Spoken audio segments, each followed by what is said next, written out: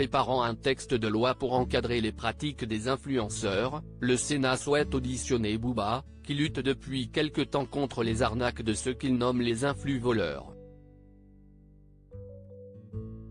Sur Twitter, le rappeur indique ne pas vouloir faire de politique et refuse la proposition. Une politique exclusivement numérique. Depuis quelque temps, Booba livre une guerre sans merci à ceux qu'il nomme les influ-voleurs.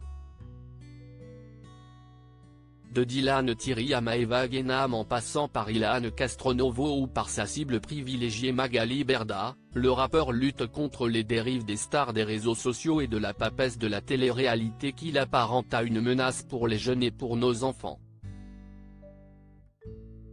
En juillet dernier dans les colonnes de Libération, le duc de Boulogne dénonce les activités frauduleuses des influenceurs représentés par la société Shona Events, qu'il accuse de vendre au prix fort des produits défectueux. Révolté par ce qu'il qualifie d'arnaque massive, il dépose plainte contre la plus grosse agence d'influence pour pratiques commerciales trompeuses. Je vous laisse faire votre boulot. Sa prise de position fait beaucoup de bruit jusqu'à se faire entendre par les autorités publiques, qui décident d'intervenir afin d'encadrer ces pratiques. Le 8 janvier 2023, le ministre de l'économie Bruno Le Maire publie une vidéo dans laquelle il déclare lancer une consultation publique afin de mettre en place code de bonne conduite des influenceurs visant à empêcher les créateurs de contenus sponsorisés par des marques de duper leurs fans. Alors que le texte est actuellement en examen en vue d'une proposition de loi, le Sénat souhaite s'entretenir avec le rappeur, tel que l'indique Public Sénat.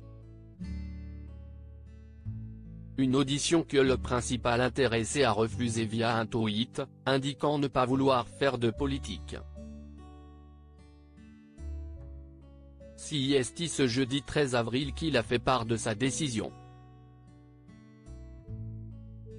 A priori, son combat ne dépassera pas les frontières d'Internet et ne se mènera surtout pas dans les couloirs du Sénat. Sur Twitter, il décline la proposition mais demande toutefois des sanctions. Je n'irai pas au Sénat, je ne cherche pas à faire de politique, juste à démasquer ces influ-voleurs et combattre la culture du vide.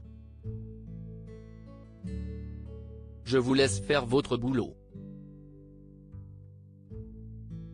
Condamnez-les, sanctionnez-les, merci. Il ne fait ni la queue au Ritz ni au MC Donald's, ni au Sénat.